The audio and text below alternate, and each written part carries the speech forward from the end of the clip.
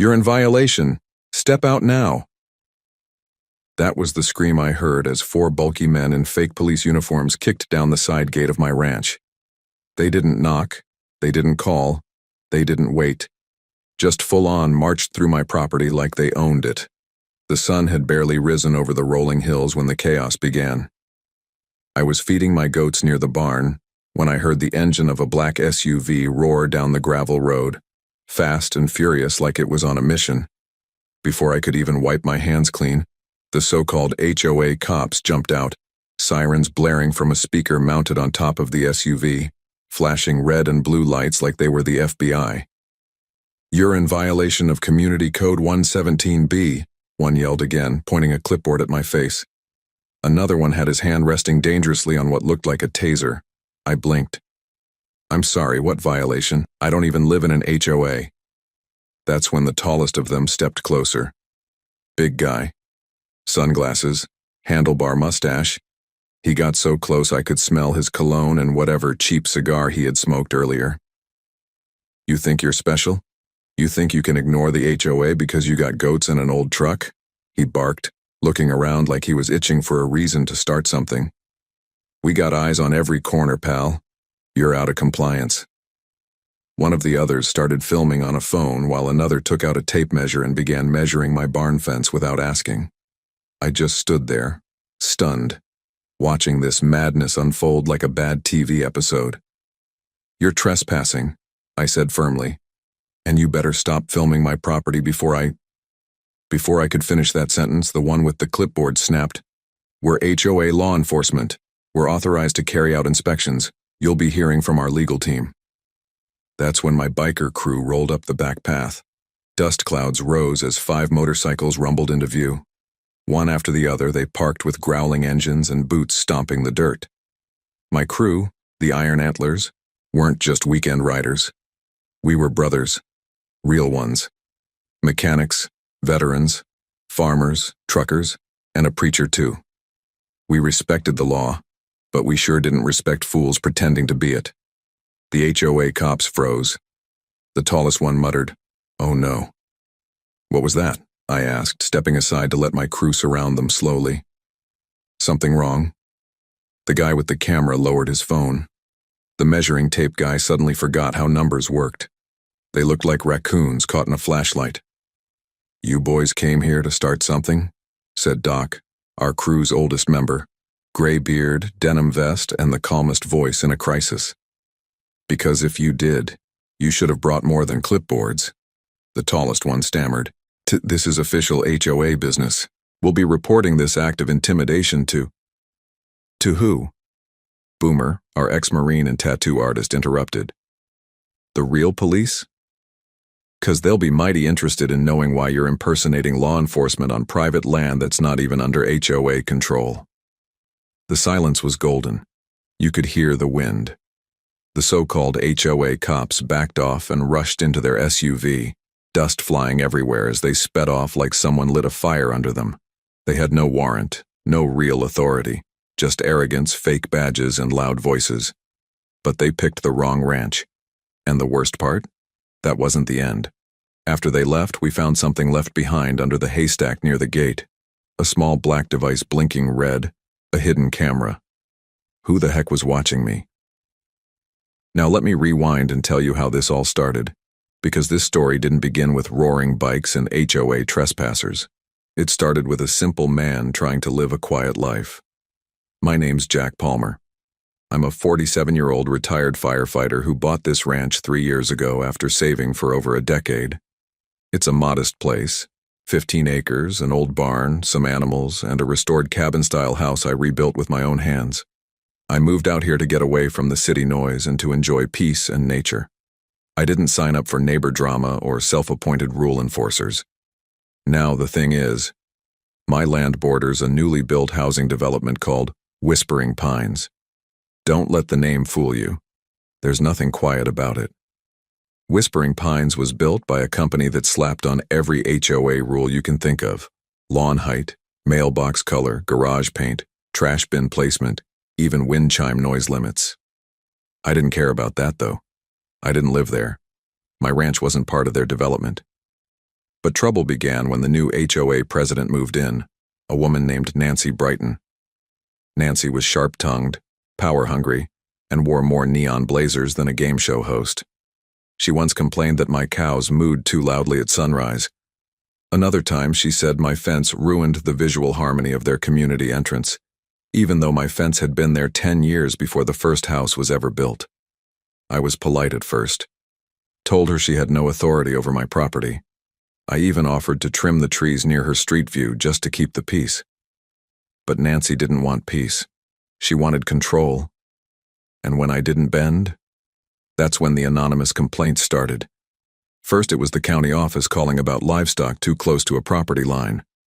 Then someone claimed I was illegally burying waste. Another week, I had code enforcement show up asking about a supposed unsafe well cap. All false. All dismissed. But every week a new complaint. And guess what? All of them were filed by the Whispering Pines Community Watch, which didn't officially exist on any county record. Still, I brushed it off. I had work to do and a life to live. I raised goats, grew vegetables, helped out at the local firehouse on weekends, and hosted monthly barbecues for the veterans group. Then came the final straw. It was a Sunday. I was preparing for our usual crew ride when I spotted something unusual near the tree line, tire marks and boot prints. Someone had walked the perimeter of my land. I installed trail cameras that same night. The next morning, one of the cameras caught a man in a dark hoodie kneeling behind my barn, placing what looked like a small box near the fence post. I couldn't make out his face, but he wore a patch that said HOA Security Unit. That's when I knew something shady was going on. I reported it to the sheriff, but they said unless the person was caught in the act or I had footage of them on my property line, there wasn't much they could do. But they did tell me, there's no such thing as HOA security in this county. They're likely faking it. And they were right. Now here's where things get interesting. And ugly. 2 days after that conversation with the sheriff, those same HOA cops came charging into my land like wild bulls yelling about violations. Then they left behind a hidden camera. Coincidence? I didn't think so, and neither did my crew. So that evening, we met at Benny's garage, our unofficial clubhouse. We sat around, drank root beer, shared stories, and made a plan. If these people wanted to play intimidation games, we'd show them what real community looked like. The kind that doesn't back down. The kind that rides together. And 1 week later, we paid the HOA clubhouse a visit. But you won't believe what we found there. The Whispering Pines HOA clubhouse looked more like a fancy spa than a community center. It had tall glass windows, fresh landscaping, and a giant white fountain out front shaped like a swan. It sat right in the middle of the housing development, surrounded by perfect rows of pastel-colored homes with matching mailboxes and freshly trimmed lawns. That night we rolled in, not loud, not wild, just steady and strong. 7 bikes moving slow, engines rumbling like thunder far off in the hills. We didn't come to start trouble. We came to make a point. Nancy Brighton was inside, hosting one of her usual HOA meetings. Through the glass we could see her standing at a podium talking with that high-pitched voice of hers and waving around her signature neon yellow clipboard. The second she saw us outside, her face changed. She froze mid-sentence, her mouth open, and the entire room turned to look. A few of the board members scrambled to the windows. A guy in khakis reached for his phone, probably calling the sheriff. Nancy stormed out, heels clicking against the pavement. "What is this? What are you doing here? You can't just ride into our neighborhood like some kind of biker gang." Doc stepped forward, calm as ever. "We're not a gang, ma'am. We're a community. Same as yours. Except we don't send fake cops to terrorize folks." Her face turned red. "I don't know what you're talking about." Boomer held up a photo printout, the still shot of the fake HOA officer sneaking behind my barn. "You sure?" Boomer asked, deadpan. "'Cause this guy looks a lot like the man who left a spy camera on Jack's ranch, and that's not even part of your HOA. "You have no proof that was us," Nancy spat. "I'll call the sheriff." "Already did," I said, holding up my phone. "And I've got a case number. You'll hear from them soon. The HOA meeting crowd was now gathering behind her. Some neighbors were whispering, clearly confused or embarrassed. A few younger folks looked impressed. One even gave us a thumbs up. Nancy looked around, realizing she was losing control of the narrative. "This is harassment!" she yelled. "You're intimidating the board." "No, ma'am," Doc said softly. "You've been intimidating a good man. We're just here to say it ends now. You want to talk like adults? We'll sit and talk, but no more fake badges, no more spying, no more trespassing." She crossed her arms, fuming. "Leave now, or I'll press charges." "We'll go," I said, turning toward my bike. "But next time one of your fake officers steps foot on my land, it won't be a conversation. It'll be a lawsuit." We fired up our engines and pulled away slow, peaceful. But we'd made our message clear. I thought that would be the end of it. For a while, it seemed like things cooled down. I didn't see anyone snooping near the barn. No new code violations came in. Even the gate to Whispering Pines stayed shut most of the time. It was quiet. Too quiet. Then, 3 weeks later, something strange happened. I got a letter in the mail, not from the county, not from Nancy, but from a private company called Silverhawk Protective Services. It was an invoice for unauthorized use of private community access roads, totaling $2,170. I blinked at it. What? I hadn't used any of their roads. My ranch had its own entrance from the county line. I didn't drive through Whispering Pines, ever. I called the number listed. The lady on the phone sounded nervous, like she didn't expect anyone to actually call. Yes, sir. This is for documented footage of your motorcycle group entering the Whispering Pines neighborhood on the night of the 14th, she read aloud. That was a public HOA meeting, I said. We didn't use their roads, we parked outside the clubhouse, which is by the main road. Well, that's what the HOA board submitted to us, she stammered. You'll need to take it up with them directly. We're just a billing service. I hung up, furious. So Nancy had found a new way to come after me. Fake fines, fake violations, and now fake toll charges. That's when I decided I'd had enough. No more peace offerings. No more turning the other cheek. I went to the county records office and pulled every document on Whispering Pines. Lot maps, zoning permits, HOA boundaries, public access routes. I read every line, every inch, and that's when I found it. There was a narrow, 14-foot wide stretch of land between my property and the edge of their clubhouse's parking lot. It wasn't part of their HOA. It wasn't part of my ranch. It was county-owned easement land, basically forgotten space, but it had access to a power junction. And that gave me an idea. I submitted a permit request. I made it under the name of Palmer Community Outreach Shed. Said I needed space to store tools and donated supplies for veteran events. It wasn't a lie. We actually did run those events. 3 weeks later, it was approved. And then, I dropped a 10 by 10 storage container on the strip of land. Bright red. Big sign, Iron Antlers Community Tool Shed. I even added a small solar panel on top to power a mini fridge inside. The sight of that big red shed, right next to the HOA clubhouse. Well, let's just say it broke Nancy. The next day, she marched up with 2 of her board members, screaming about how I was defacing community harmony. "You can't place structures here," she snapped. "This isn't your land," I said, showing her the permit. "This is public utility easement land. Check the records." I did. She grabbed the paper and nearly tore it in half with her eyes. "We'll fight this, you'll regret this." "No, ma'am," I said. "You'll regret trying to bully the wrong neighbor." A week later, someone spray-painted the tool shed, red X's and the word trespasser in black. Real classy. I reported the vandalism. Then I added a security cam on the roof. That same night, around 2 a.m., my cameras caught 2 shadowy figures near the shed. One of them tried to pry open the door. They wore dark clothes and hats.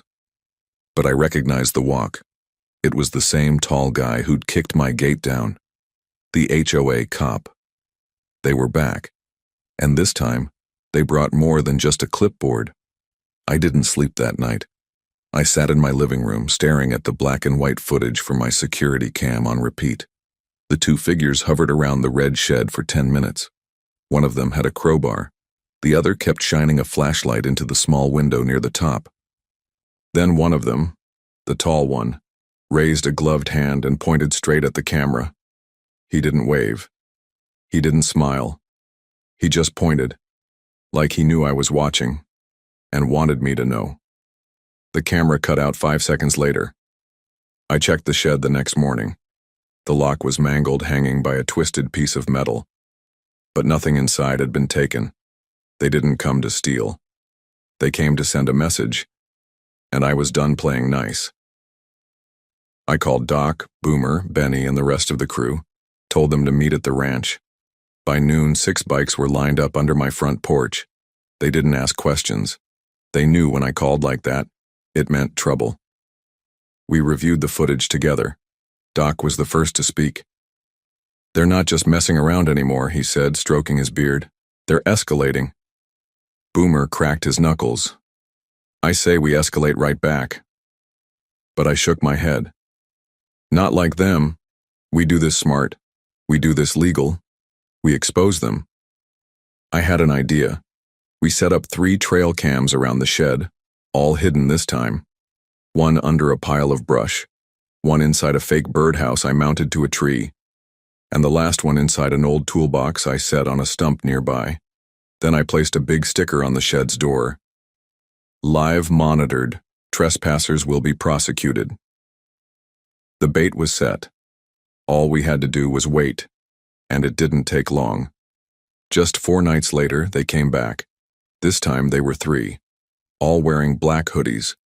One of them held a paint can, another had what looked like bolt cutters. But what they didn't know, every step they took was being recorded from 3 different angles. They tagged the shed again, slashed the solar panel, broke the window. But as they walked off, one of them slipped, tripped over the toolbox, and fell flat on his back. The birdhouse cam got a perfect shot of his face as he pulled off his mask, cursing under his breath. It was the same guy from the HOA meeting. Name was Greg. He wasn't just an HOA member.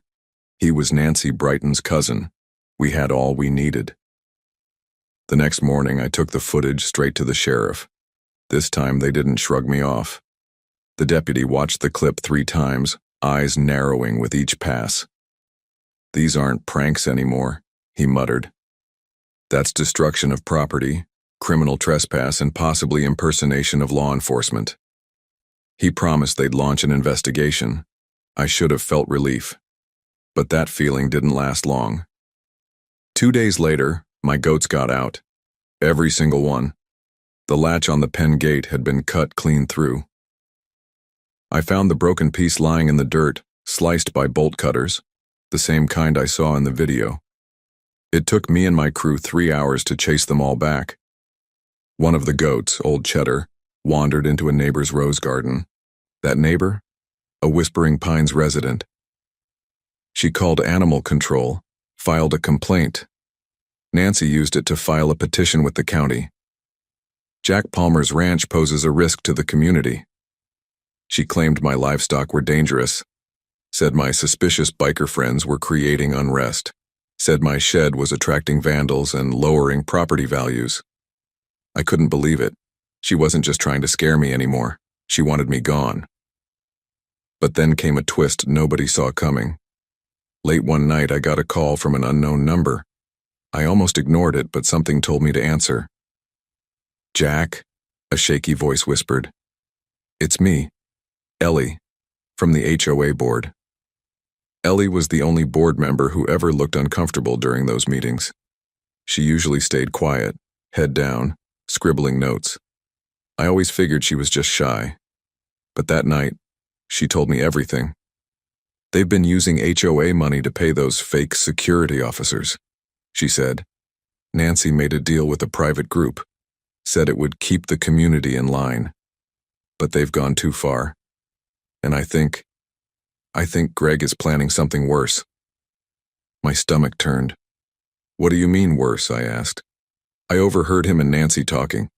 They said if the sheriff doesn't back off, they'll create an emergency.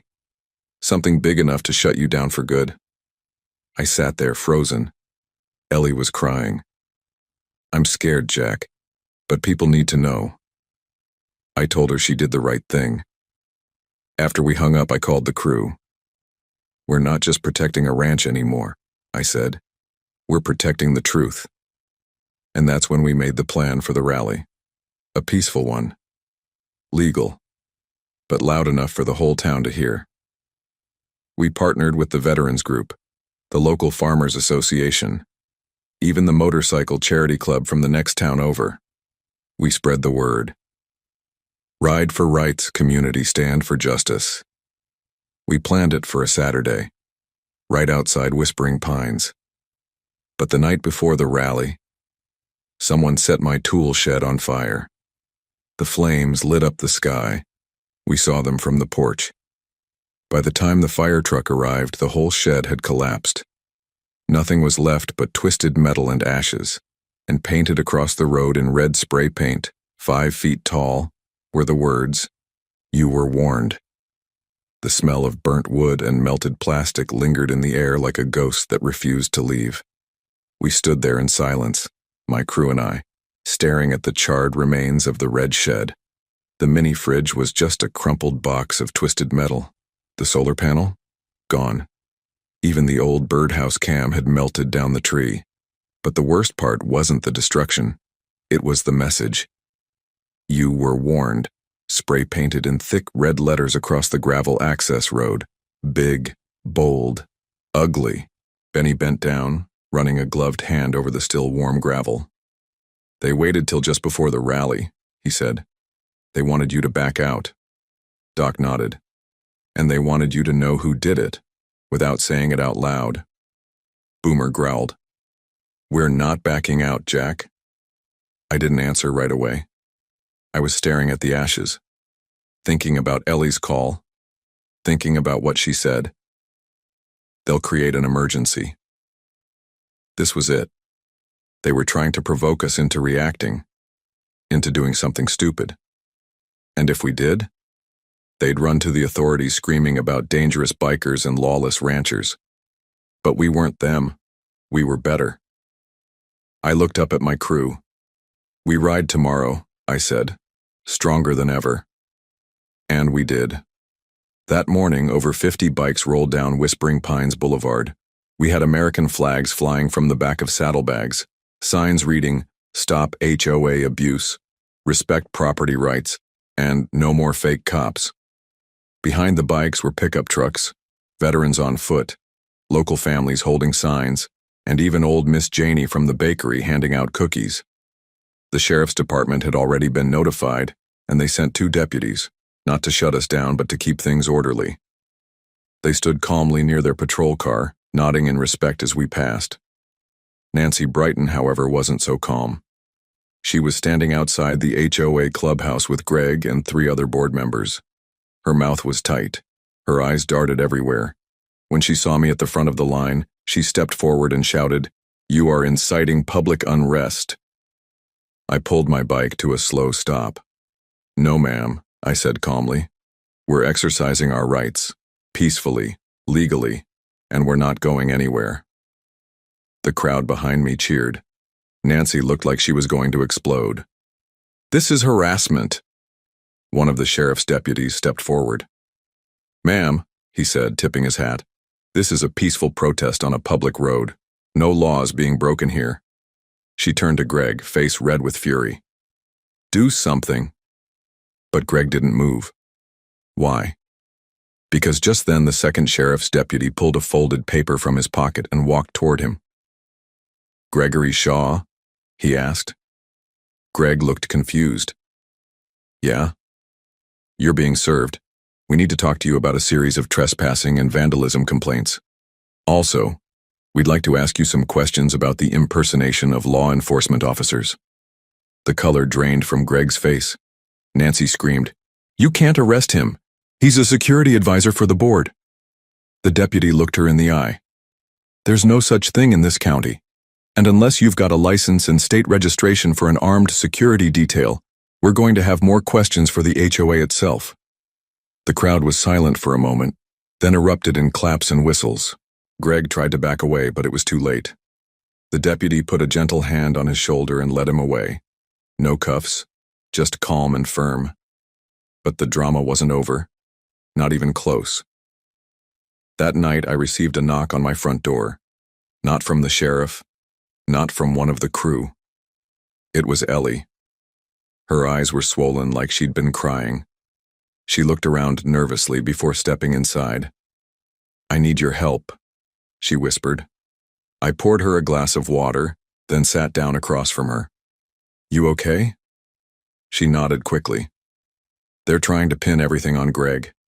Nancy says she had no idea about the impersonations, the vandalism, any of it. She's lying." "I know," Ellie whispered. "And she's about to do something worse. She's calling an emergency HOA vote to approve a lawsuit against you." I blinked. "Sue me? For what?" "She's claiming your protests disrupted property values, that your shed was a fire hazard. She's even saying your goats are unregistered large animals and violate state health codes." I sat back in my chair, stunned. Ellie wasn't done. "She's hoping that if she wins the vote, the board can seize some of your land through emergency litigation, say it's needed for community safety. She wants to bleed you dry, Jack." I felt my jaw tighten. "They can't win," I said. Ellie looked at me with wide eyes. "They might, unless you stop them." I stared at the old wooden floor of my ranch house where my boots had worn in paths over the years. This wasn't just about me anymore. It wasn't about goats, fences, sheds, or biker rallies. It was about principle. The next morning, I met with a lawyer, an old friend of Doc's named Marcus. Sharp, smart, and not afraid of a courtroom. We spent 2 hours going over the permit approvals, the video evidence, and the complaints. Marcus looked up from the stack of papers and grinned. "You've got a solid case," he said. "They try to file that lawsuit. We file a countersuit, defamation, harassment, illegal surveillance, vandalism, and maybe even civil conspiracy. And if that doesn't scare them off?" He shrugged. "Then we bury them in discovery." That same day, Nancy sent out her HOA-wide email about the emergency meeting and the proposed lawsuit, but she made a mistake. She accidentally CC'd me. I had the whole email thread, that was all I needed. So I called the crew. We had one more ride to make. But this time it wasn't for a rally. We were riding to the Whispering Pines clubhouse to crash the HOA vote. What we found there changed everything. The Whispering Pines clubhouse was packed. The emergency HOA meeting had drawn out nearly every homeowner in the development, curious ones, nosy ones, and a whole lot of angry ones. Rows of metal chairs lined the tiled floor. People stood along the walls whispering among themselves. The air buzzed with tension, like a thunderstorm was about to hit.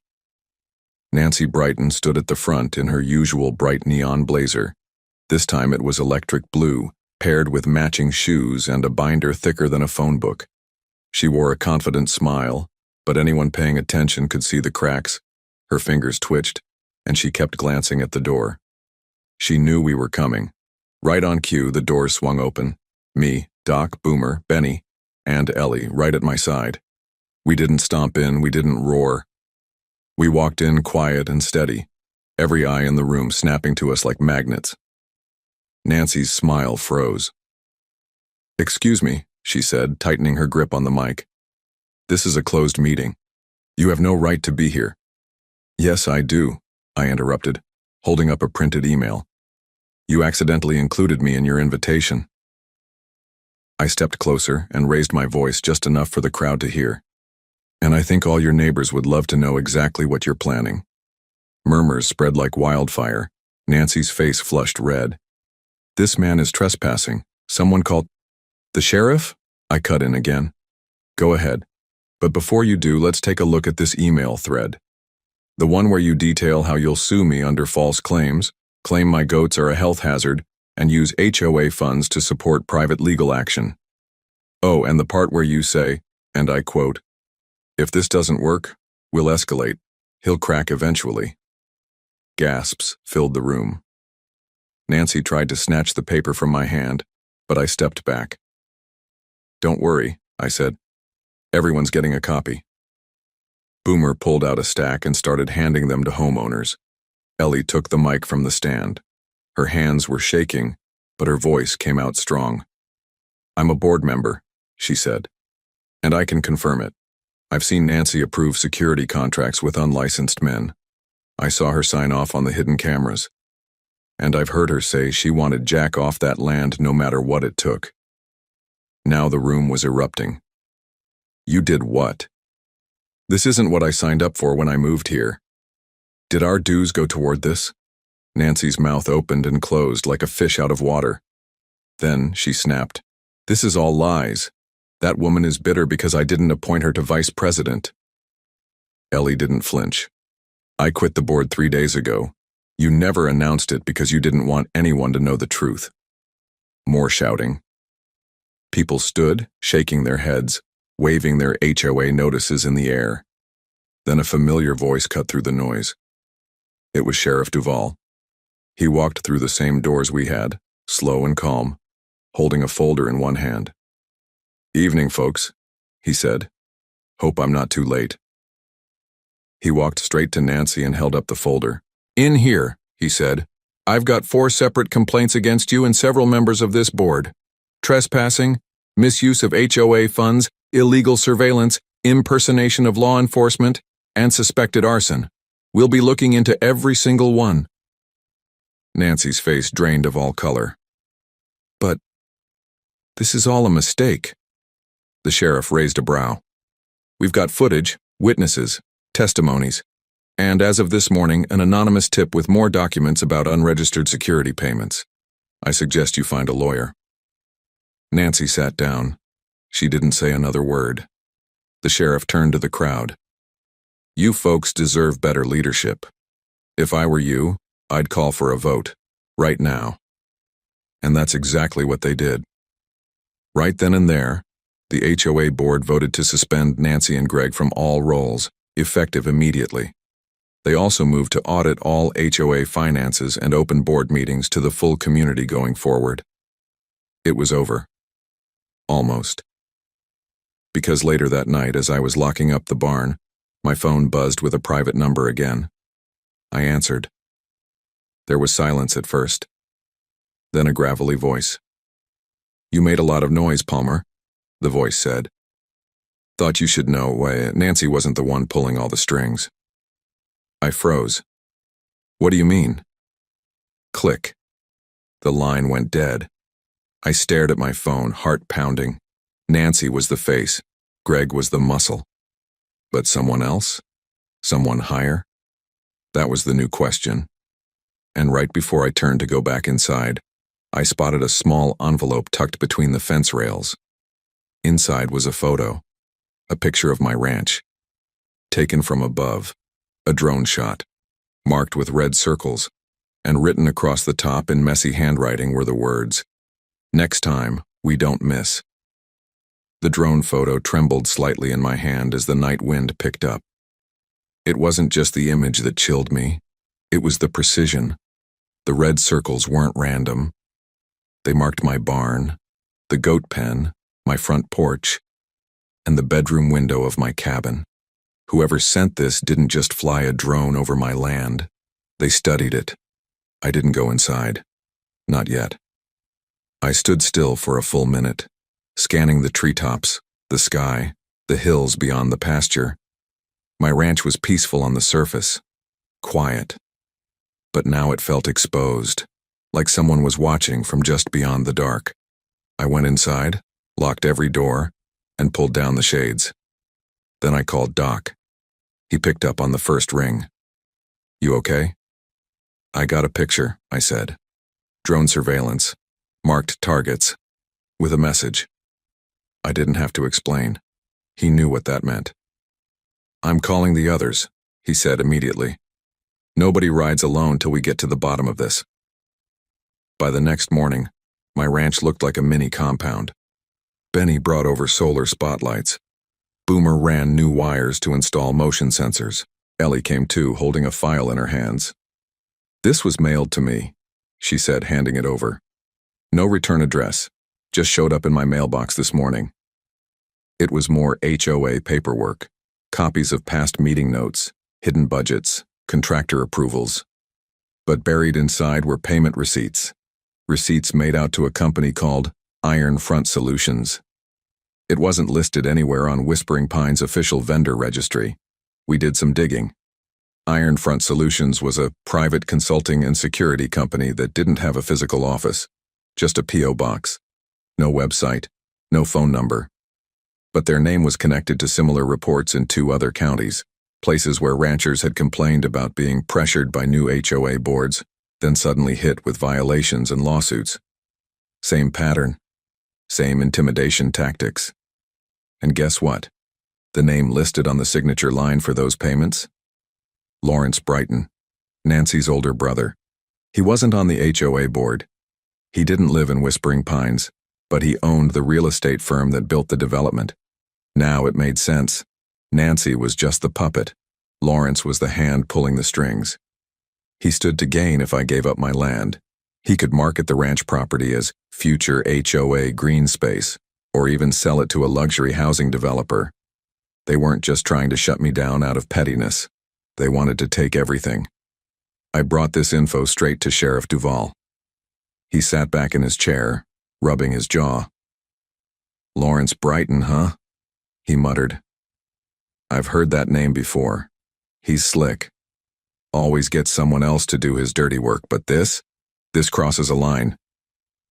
Duvall handed the documents over to the county prosecutor. By evening, we got word that a full investigation into Iron Front Solutions had been opened. But Lawrence wasn't going to wait around, because the very next night, 3 black trucks rolled up my county road. Unmarked, no plates. They parked just outside the pasture. Men stepped out, dressed in black, faces hidden by masks. They didn't move toward the house, they didn't speak, they just stood there, watching. I turned on the floodlights. The barn lit up like a stadium. My crew was already at the ranch, and they came pouring out. Boomer with a shovel, Benny holding a flashlight like a club, Doc with a wooden axe handle. We didn't rush them. We just stood there, lining up, facing them. Man to man, eye to eye. The standoff lasted over 5 minutes, and then the trucks reversed and drove off into the night. They didn't say a word, didn't leave a note. But their silence spoke louder than anything. The next day, I filed for a full restraining order against Lawrence Brighton and anyone acting on behalf of Iron Front Solutions. I backed it with video footage, photos, and legal documentation, and something amazing happened. The Whispering Pines residents, even the ones who used to hate my goats, even the guy who once complained about the smoke from my barbecue grill, came to my defense. A petition swept the neighborhood to dissolve the current HOA leadership structure. Residents demanded a full overhaul. A group of them even came to my ranch with cupcakes and an apology card. "We thought you were the problem," one of them said. "Now we realize you were the warning." But Lawrence wasn't done yet. 1 week later, the county records office flagged a new development proposal submitted by his real estate firm. It listed a projected land acquisition marked as pending, my exact ranch. He was still trying to get it, still trying to steal it through legal paperwork and quiet moves behind the scenes. But this time, we weren't letting it slide, because I had one more move left, something I'd been working on quietly in the background. And when the news hit Whispering Pines, it shocked everyone, including Lawrence. I had filed to register my ranch as a historical agricultural preservation site. With the support of veterans, the local community, and even a few state reps who owed me favors from my firefighter days, the application was fast-tracked, and it was approved, which meant my land couldn't be developed, ever. It was protected by law. Lawrence's whole plan, dead in the water. That night we had the biggest barbecue in ranch history. Over 100 people showed up. Kids ran through the fields. Dogs barked. Guitars played. Ellie smiled for the first time in weeks. And my crew, my brothers, sat around the fire like warriors after battle. But even in that moment of victory, as we laughed and clinked root beer bottles, I saw the shadow of a drone zip across the moonlight overhead. They were still watching, and the war might not be over. But for now, we'd won the battle. The drone buzzed away into the night, its tiny silhouette swallowed by the stars. I watched it vanish, not with fear, but with clarity. Let them watch. Let them see what community really looks like when it stands together. Because the ranch wasn't just a patch of dirt and livestock anymore. It had become a symbol, a line in the sand. And we were done backing down. The next morning, Sheriff Duvall called. "You might want to come down to the station," he said. "We've got something you'll want to see."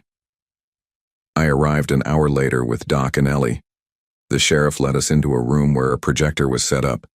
He clicked a button and the image that appeared made my blood run cold. It was footage from the same drone that had been hovering over my ranch. Except this time, it wasn't just flying. It had a speaker, and it was broadcasting audio, a recording, of me and Doc talking about our defense plans for the ranch, things we had only discussed privately in the barn. "They bugged your property," Duvall said.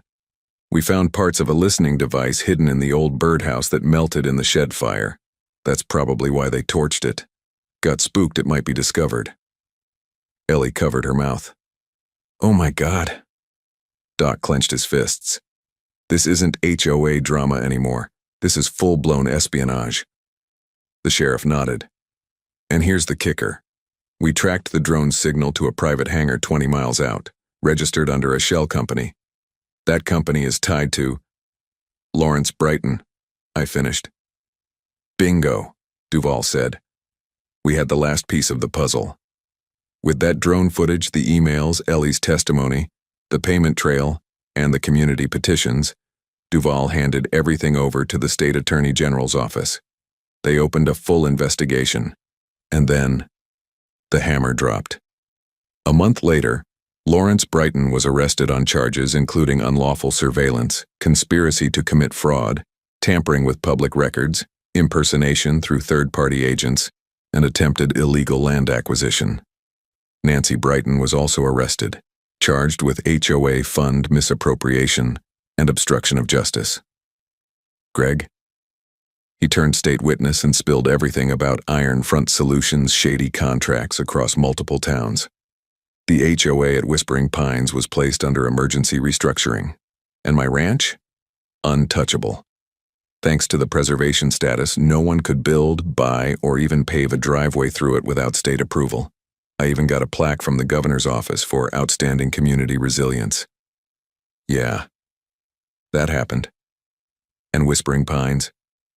Well, let's just say it's a whole lot quieter now. No more fake cops. No more middle-of-the-night visitors.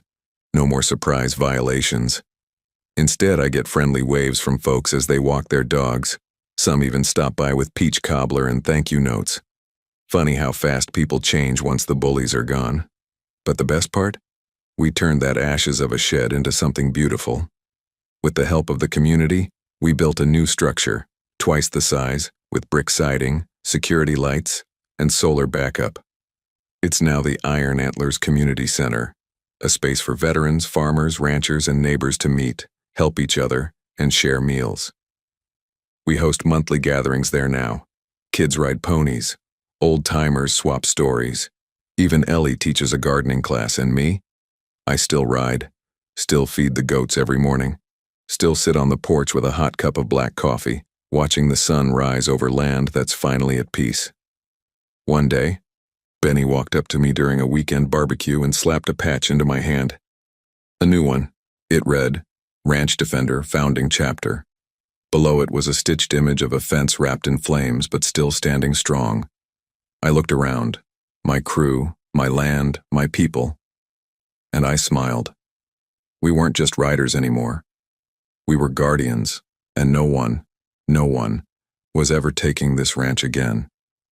Hey folks, if you enjoyed this story, go ahead and like the video, drop your opinion in the comments, And don't forget to subscribe to the channel for more jaw-dropping HOA battles and epic real-life revenge stories.